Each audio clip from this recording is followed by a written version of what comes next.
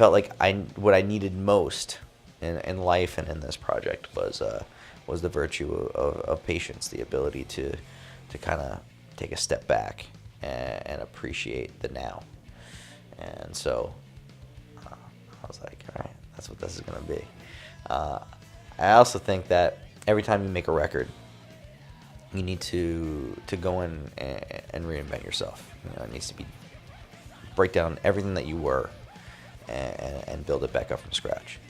And you're not gonna it's not gonna be the same band. Like it's impossible. If you make the same record over and over again, like there's no point, you know. So so in that respect, I was like, well, if it's gonna be a different band, then it's gonna have to be called something different. So I'm gonna do that every record, you know.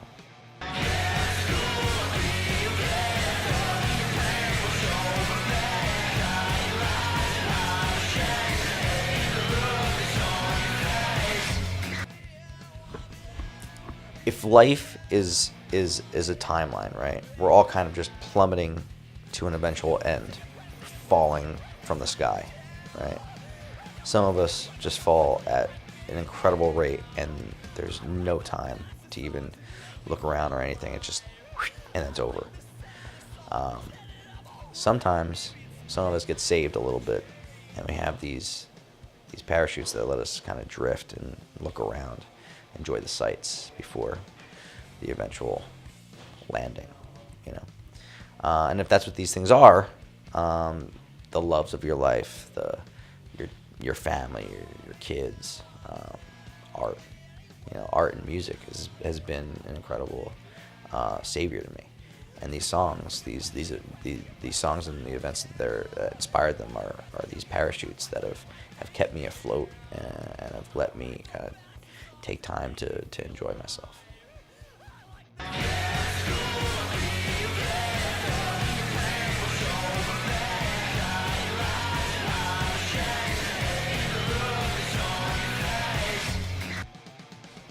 I think that, you know, I've talked to some people about the record, and I think they say, oh, it's a dark record, or it's very dark, and I think that's completely wrong. I think it's probably the most uplifting, positive record I've ever made.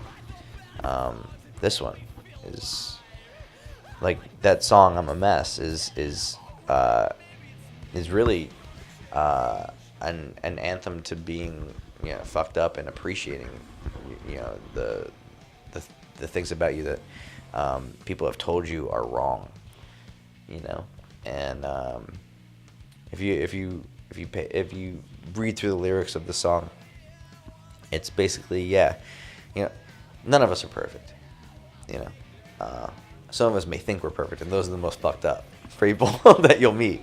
But you know, everyone, whether we hide it or not, has things about them that are we're all a mess at some point, you know. Some people will try to put you down for that. You know, some people will try to say, "What's wrong with you?" Like, you know, you're not right inside, and you know, you spend a long time like thinking about that and wondering, like, well, what is wrong with me? Like, you know, why do I feel this way? Why aren't I like that everyone else? And then you start to say, like, well, why do I want to be like everyone else? Like, what's the point of that? You know? And if you can survive long enough to embrace the qualities that people see as wrong in you, you might be able to come to the realization that that's what makes you unique, and that's why, and that's okay, and you come to love being in your own skin after a little while, and saying, like, you know what, yeah, I'm a mess, and I don't want to change because I am the way I am because of the things that have happened to me, and I fucking survived, and that's awesome.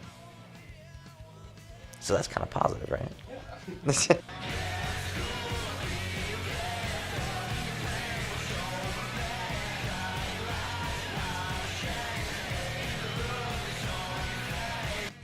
They brought so much more. It's unbelievable. You know, that's a team that, you know, I had wanted to work with for a very long time, but was too scared to ever ask to work with. And it's funny, like Steve and I have been have had contact over the years through different things. I mean, I'm a huge Lifetime and Saves the Day fan. I mean, like, I've been a fan of his records on his own.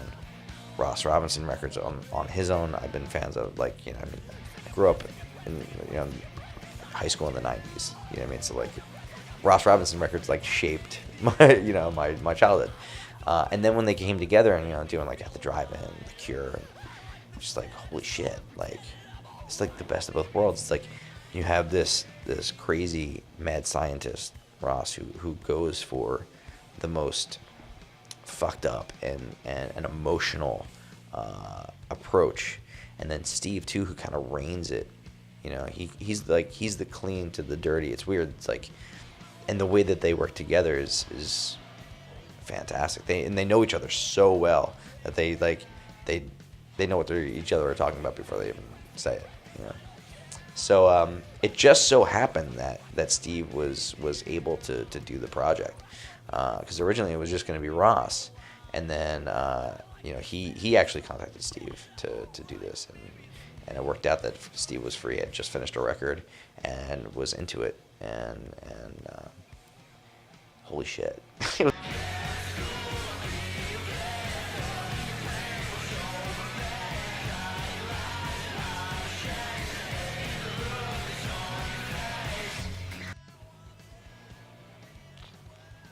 I got to do a recording not too long ago with my dad at my friend's studio, and I haven't finished it yet. I got to go back in and do some guitar work on it and redo the bass and stuff like that. But it was awesome. It was just a rad experience to be able to, like, sit down with my dad and, like, write a song and just play with him, and like the look on his face when he was playing, it was just like, it was such a cool connection, man. Like, if I remember one thing, it'll be that one.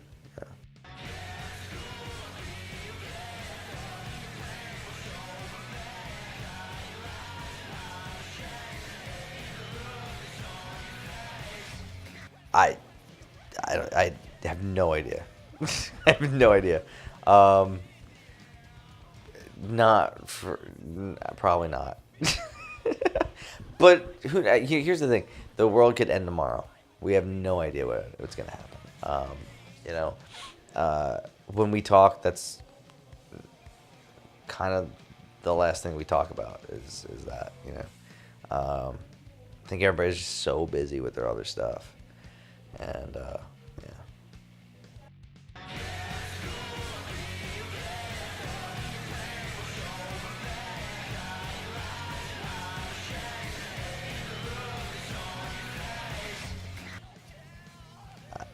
I don't think I've done a record that I've been more proud of or more happy with. It's insane. Yeah, so I mean, that's a resounding yeah. It's crazy. Yeah.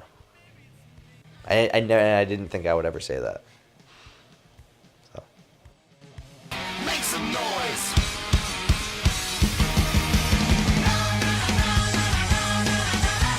Miley Cyrus, though, I'll tell you this: that Wrecking Ball song, fucking top notch. That song's awesome.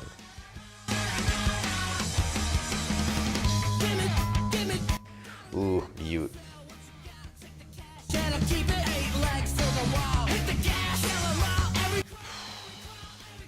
That's impossible. Don't. I'm not doing that. If you had a gun to my head and all three of my children's head and said, like, you have to pick, is this a Bieber or a One Direction song, we would all be dead. I really don't know anything about their stuff.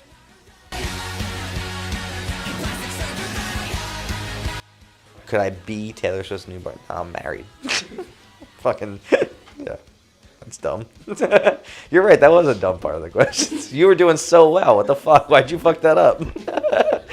I'm sorry. That's a shame.